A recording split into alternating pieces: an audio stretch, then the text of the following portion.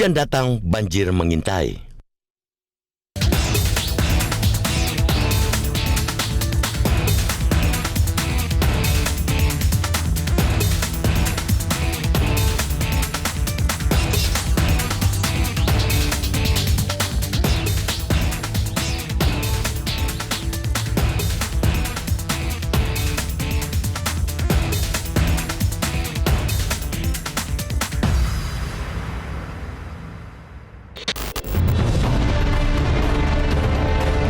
Setiap musim hujan tiba, saat itu juga kecemasan datang. Cemas apakah bencana banjir dan tanah longsor sudah dapat diatasi dengan belajar dari pengalaman sebelumnya. Namun, pada kenyataannya, bencana banjir dan tanah longsor terus berulang, bahkan lebih parah. Bahkan, bisa dikatakan negeri ini sangat akrab dengan bencana banjir. Akan tetapi, dari tahun ke tahun terus saja dipertontonkan situasi pemerintah pusat, provinsi ataupun kabupaten kota yang masih tergagap-gagap ketika banjir dan tanah longsor melanda. Data Badan Nasional Penanggulangan Bencana atau BNPB yang melansir dampak kerugian dan kerusakan akibat banjir dan tanah longsor di Indonesia sepanjang tahun lalu menyebutkan 286 orang meninggal dunia, 348 luka-luka, dan 149.000 warga mengungsi dengan taksiran kerugian mencapai puluhan triliun rupiah. Sebuah ironi, hujan yang semestinya membawa berkah justru menjadi biang musibah. Pemangku kebijakan selalu kaget dan kelabakan, selalu kaget jika banjir dan tanah longsor melanda. Padahal sebetulnya bencana banjir dan tanah longsor dapat diprediksi. Banjir ini bukan bencana alam. Badan Meteorologi, Klimatologi, dan Geofisika rutin membuat perkiraan cuaca mengenai kapan hujan terjadi, di mana terjadi, dan dengan intensitas seperti apa. Namun banjir yang terus berulang mencerminkan ketidakberdayaan pemerintah memitigasi banjir. Pemerintah seakan pasrah menghadapinya. Untuk tahun ini, BMKG memprediksi musim hujan akan berlangsung dari bulan ini hingga Januari tahun depan. Sayangnya, sekalipun sudah jelas, langkah-langkah yang diambil pemerintah di berbagai level cenderung tidak sepenuh tenaga. Artinya, masyarakat di daerah rawan banjir dan tanah longsor mulai was-was. Seperti biasa, banjir dan tanah longsor selalu menghadirkan kesulitan dan kepedihan bagi warga karena wilayah pemukiman mereka berubah menjadi kolam. Belum lagi warga harus hidup di pengungsian dan aktivitas kehidupan akan tersendat karena seluruh akses keluar kawasan tempat tinggal mereka tertutup oleh banjir. Wajar kiranya jika penanggulangan banjir diharapkan lebih integratif dan efektif. Tidak hanya diperlukan koordinasi di tingkat pelaksanaan, tapi juga di tingkat perencanaan kebijakan. Warga tentu ingin agar musibah itu tak separah seperti yang sudah-sudah. Namun, keseriusan pemerintah baik pusat maupun daerah belum tampak untuk meminimalkan dampak dari potensi terjadinya banjir dan tanah longsor. Di wilayah Jakarta yang menjadi langganan banjir misalnya, proyek normalisasi Sungai Ciliwung masih 45%. Akibatnya, 28 kelurahan masih berpotensi terendam banjir. Kondisi ini tidak bisa dimungkiri akan menyebabkan ibu kota Republik ini akan kembali diterjang banjir. Efeknya tentu tidak hanya bagi warga, tapi juga mengganggu wajah perekonomian secara nasional. Tak hanya karena Jakarta sebagai ibu kota, tapi juga karena Jakarta ialah pusat bisnis nasional. Untuk itulah, jika upaya preventif belum optimal, tidak ada pilihan lain kecuali meningkatkan kesiapsiagaan menghadapi banjir, termasuk juga tanah longsor dan angin puting beliung. Relokasi warga yang masih tinggal di daerah rawan bencana. Pemerintah daerah pun harus terus-menerus menyosialisasikan dan memberikan pengertian kepada warga agar tidak terjadi hal-hal yang merugikan mereka. Begitu pula warga, mereka tak boleh lagi apatis terhadap ancaman bencana lingkungan. Peran terkecil seperti mengurangi dan membuang sampah pada tempatnya pantang diabaikan.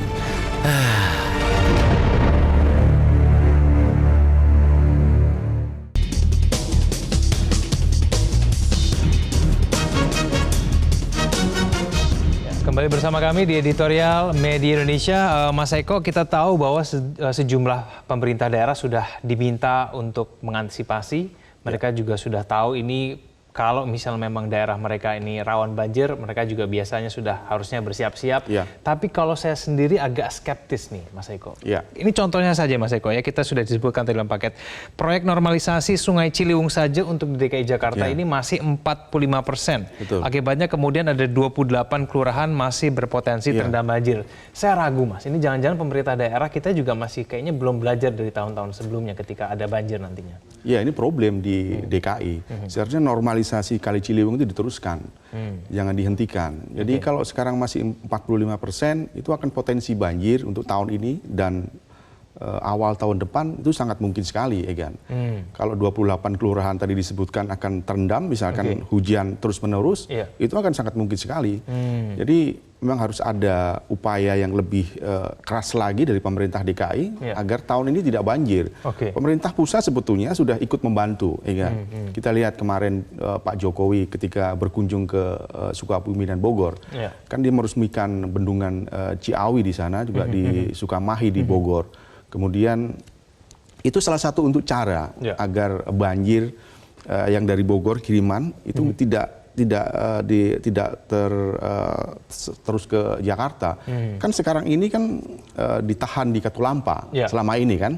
Jadi kalau kapasitas air di sana semakin tinggi, air ini kan mengalir ke Jakarta. Ini kan menjadi problem di pemerintahan DKI. Jadi Gubernur Anies harus kerja keras lah untuk tahun ini. Tidak tahu atau tidak mau atau memang nggak siap atau apa sih sebenarnya persoalannya, Mas Eko? Bisa jadi apa ya? Harusnya kalau memang program gubernur sebelumnya itu bagus, harusnya diteruskan saja. Ini kan juga untuk masyarakat DKI juga. Normalisasi Kali Ciliwung seharusnya memang harus diteruskan. 45% masih jauh itu. Apakah mungkin memang proyek normalisasi ini bukan prioritas sebetulnya buat pemerintah Provinsi DKI Jakarta? Bisa jadi, tapi seharusnya itu menjadi prioritas. Harusnya jadi prioritas. Jadi prioritas, karena banjir itu kan terus berulang di DKI ini. Kita tahu kalau 2 jam, 3 jam banjir aja, hujan terus deras gitu, itu banjir pasti akan di mana-mana di DKI.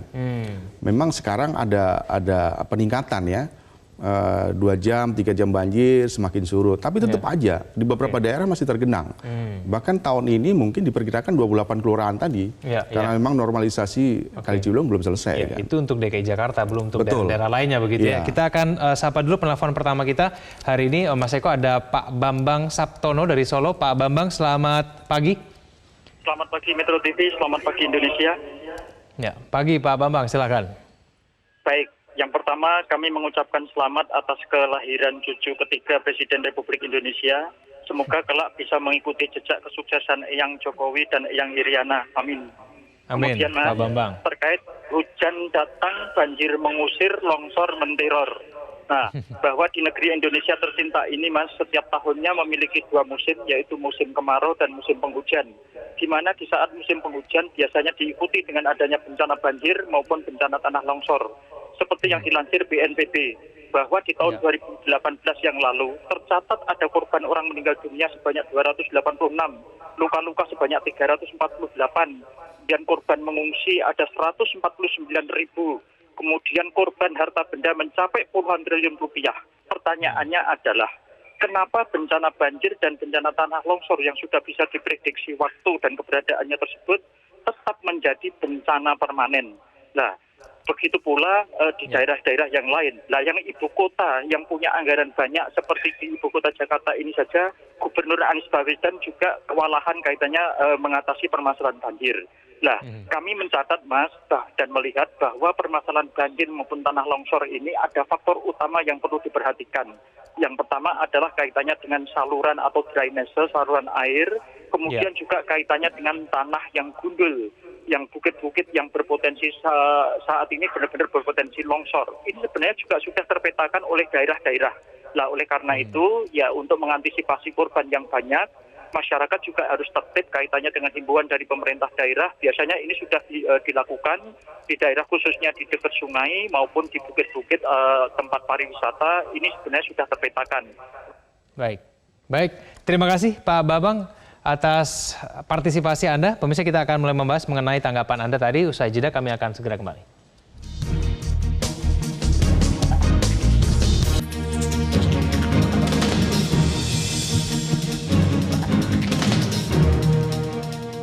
Mas Eko, pertanyaan yang selalu kemudian menjadi pertanyaan buat kita semua adalah hujan itu kan bukan bencana. Ya. Sudah terprediksi, BMKG selalu memberikan presisi, akurasi mengenai perakiraannya, tapi kemudian tetap terjadi. Bagaimana kemudian Mas Eko?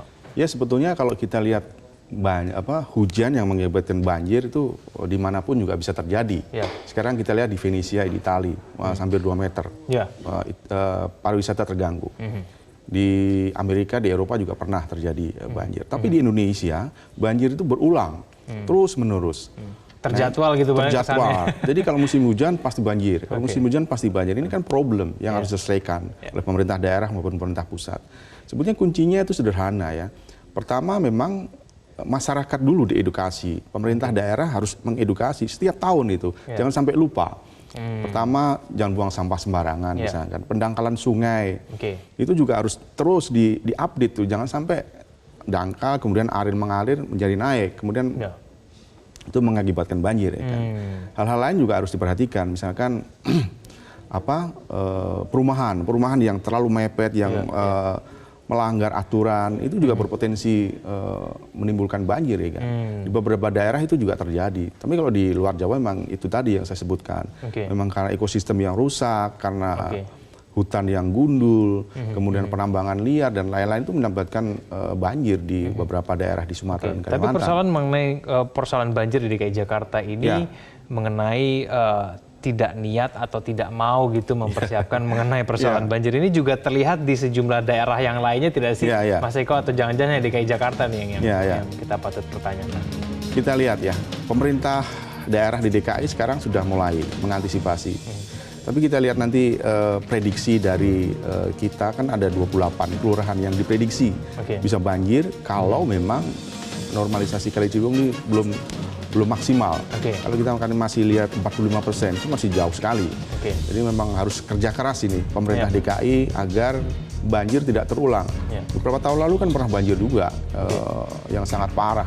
Ini kan sangat mengganggu ya kan, perekonomian terganggu, sekolah juga terganggu, orang bekerja juga terganggu. Ini harus ada langkah yang brilian lah menurut saya.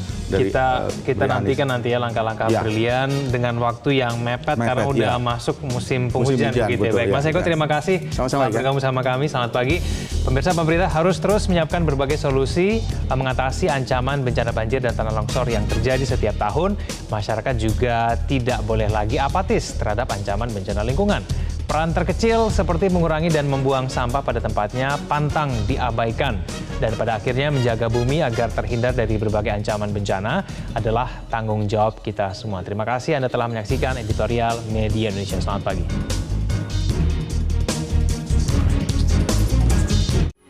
Metro TV, knowledge to elevate.